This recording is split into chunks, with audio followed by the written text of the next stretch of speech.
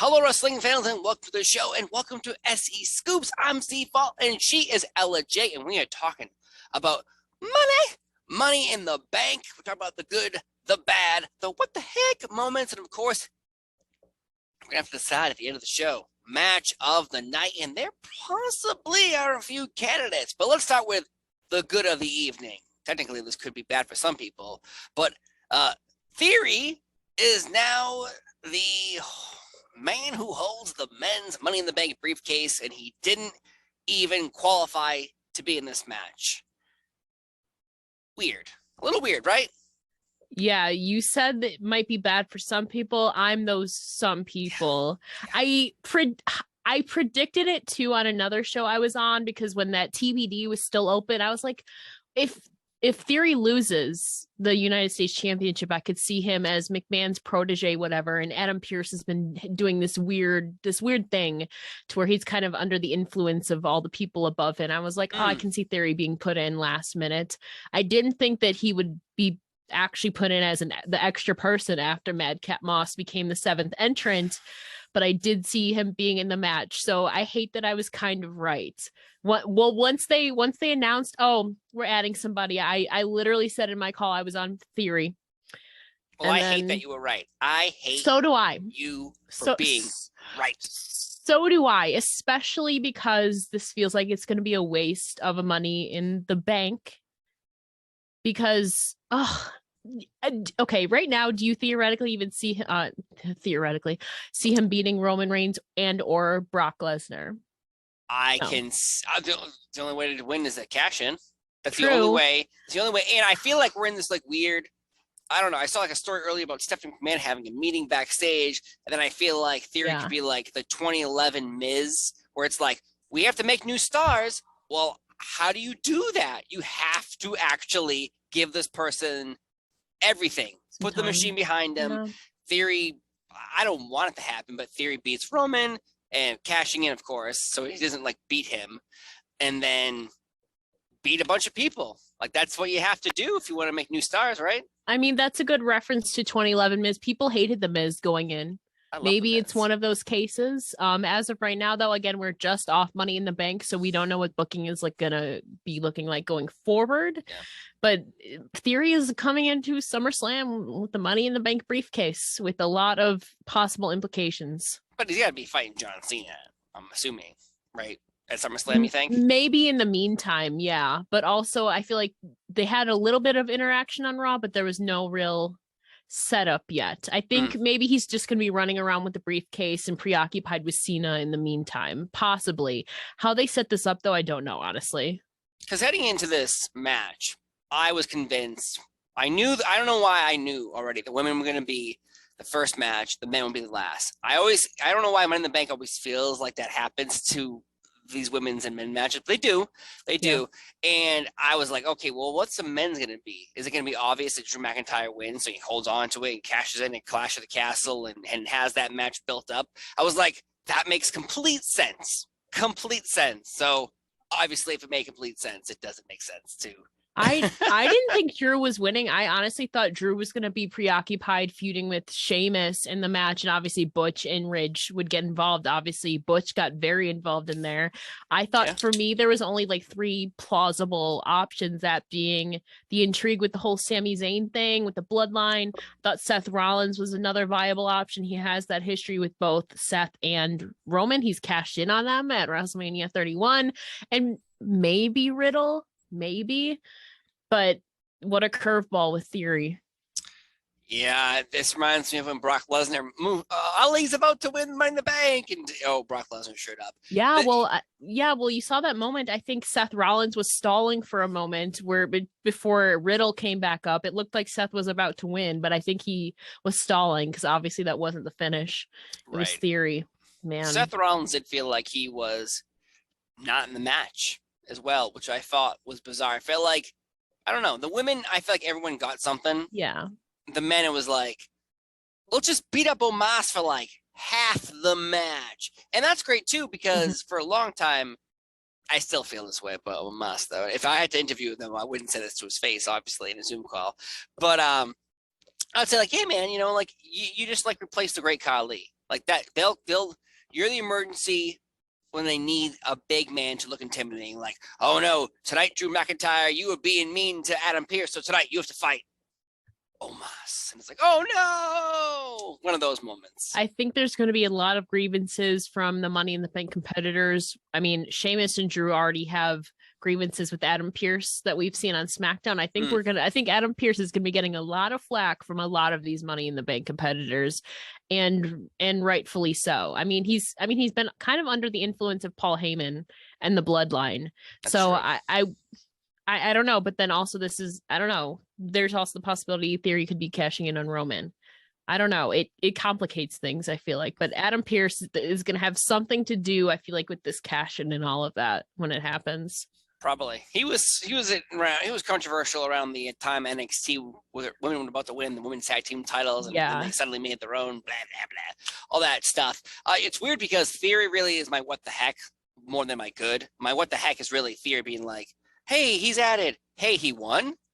Oh, okay. And I'm cool with that. So that was I guess we'll start with the categories of what the heck here, because Theory really got us off into a tailspin of like, what the hell is next? I think I had two other what the heck moments, or not totally what the heck, but they were weird. So after obviously Bianca retained, there was that beatdown Carmella had on her. And it seemed like they were stalling for time for a bit. Oh, Liv's going to come in and go cash in. But then they never did. And then there's also the thing with the Street Profits where the shoulder wasn't down for the finish. So, I mean, maybe that looks like it's moving forward into SummerSlam and they're going to argue, well, my shoulder wasn't down. I don't know. There was that weird moment, though, with Carmella and Bianca after that. There was that, like, pause. Carmella beat her down, unless the plan is Carmella going into SummerSlam. I think we'll have to tune into Raw on Monday to really find out more about that. But that was a little, not what the heck, but a little odd. Yeah, I think, please, wrestling gods, let Rhea Ripley be okay so we get Bianca and Ripley. I think you're right about the Carmella. Obviously, continue it going in case you need it. And if you don't need it for a pay-per-view, you can obviously have a payoff on an episode of Raw. And Street Profits, I don't know. This is interesting because if they lose again at SummerSlam, you're like, what? Do you need to be together? Like, can Ford just like turn heel on Dawkins and then go off and do his own thing? I truly think it's probably going to be like maybe a fatal four-way. I mean, the Viking Raiders just came back. I feel like they're going to push them going forward and make this a multi-man tag team match, especially if it's for the like undisputed tag titles. I feel like this is going to be a multi-team match at SummerSlam, but we're still 4 weeks out. But yeah, there's something weird about that ending. This is not the end of the Usos and the Street Profits for sure, but I think we might get some other additions because of that ending. I don't know. Yeah, SummerSlam and Money in the Bank are so close to each other this year, so it's a little odd. So moving on, though, let's actually talk about the good. Liv Morgan winning Money in the Bank, and then Liv Morgan cashing in on Ronda Rousey. And what a wonderful moment for Liv Morgan, because it seemed at so many different times she was about to just get over that hump. And every time she was about to, it felt like she was getting pulled back and someone else would take her spot. This is a clear moment that the next 6 months is hers. Like they are going to invest in her for a period of time, and if she keeps doing well, it will continue on. Like Nikki Cross got the same exact experience winning in the bank, winning the belt, and having a 6 month we care about you. It was more like 6 weeks, maybe. I wouldn't say 6 months. I would say 6 weeks, maybe. I do hope Liv Morgan gets some time and doesn't get a repeat and then ends up losing it at SummerSlam last year like Nikki ASH did. I think this is really only the second time in recent memory where they had the Money in the Bank winner win the entire week leading up and then win at Money in the Bank. I believe they did that when Randy Orton won as well. Was it 2013, 2014, so one of those years? That's the only other time in recent memory where I can think that they have the winner come in with momentum. She won on Raw and SmackDown and then won at Money in the Bank too. I think a lot of people were worried that she had won because traditionally the winners don't win in the go home shows, but she did. I was so happy for her. I cried both times.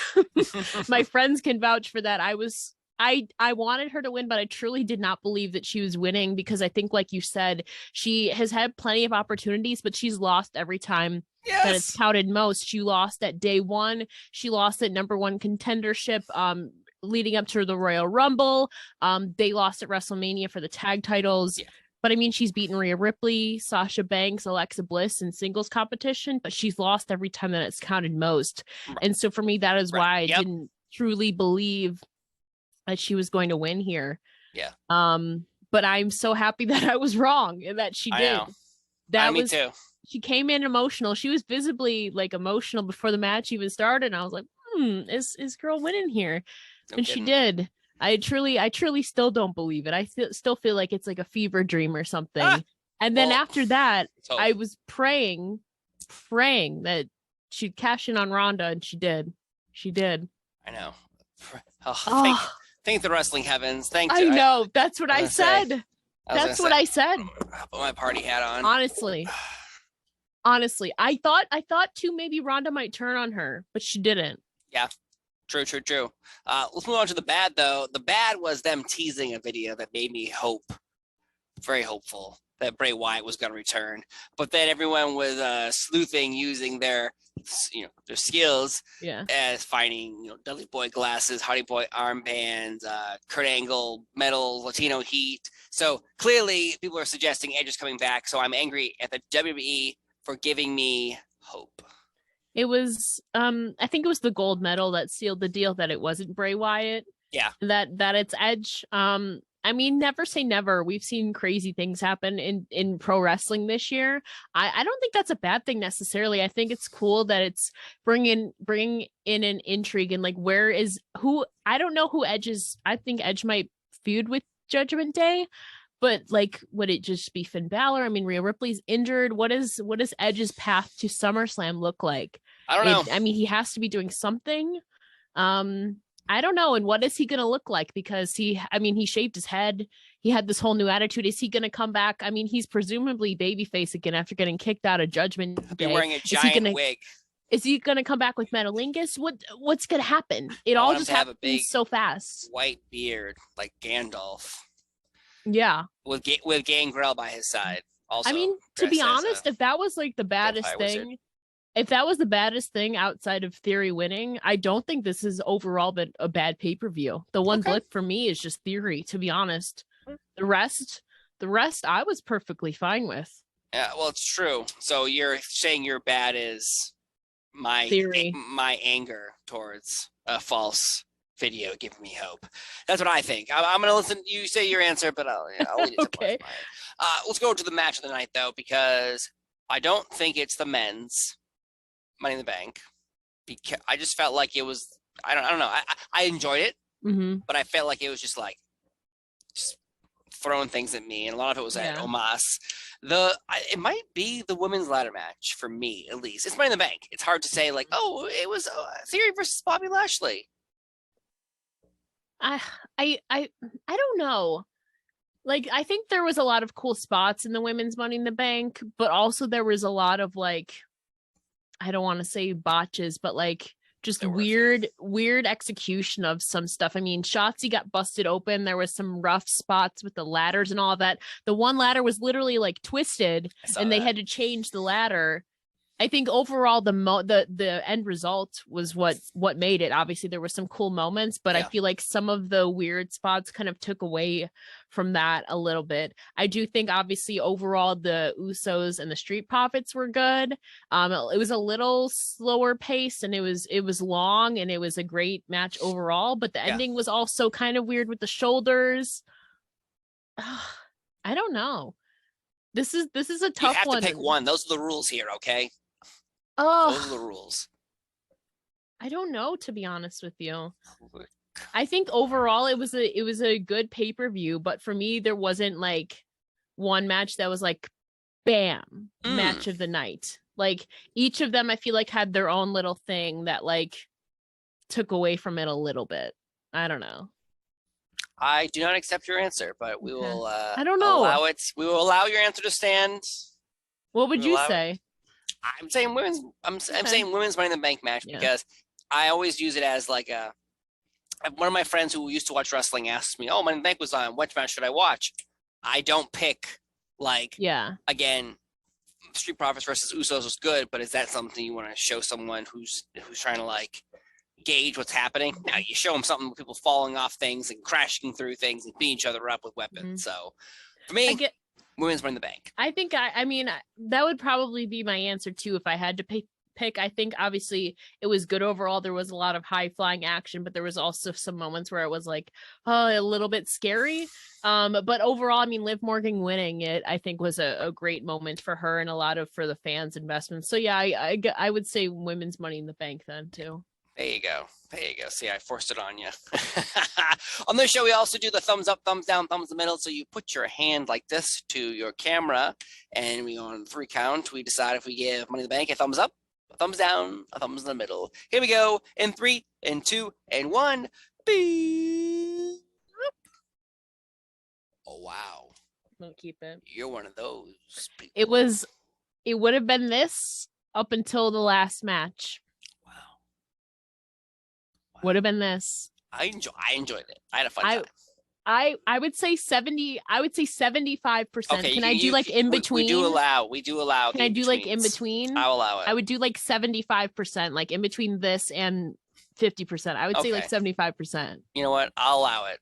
This goes actually. I'll bring mine down a little bit because of that false Bray Wyatt promo. So yeah. Okay. Oh well, there we go. So there you go, folks. About a 75, 80. This isn't real ratings, folks. Yeah. But thank you so much for sitting here and enjoying us talking about Money in the Bank on SE Scoops. You can, of course, check Ella J here all the time, dropping down interviews. Outstanding work, as always. And me making a fool of myself on Mondays and Fridays, talking about Raw and SmackDown. I started off with sleeves on my shirt, and then I realized I had a stain. So I had to change it, so I'm rocking the Pat McAfee look. Thank you very much. I have a gray beard, ripped hat. I'm a mess. Folks, the show is over. Thanks for watching. We'll see you next time. Bye.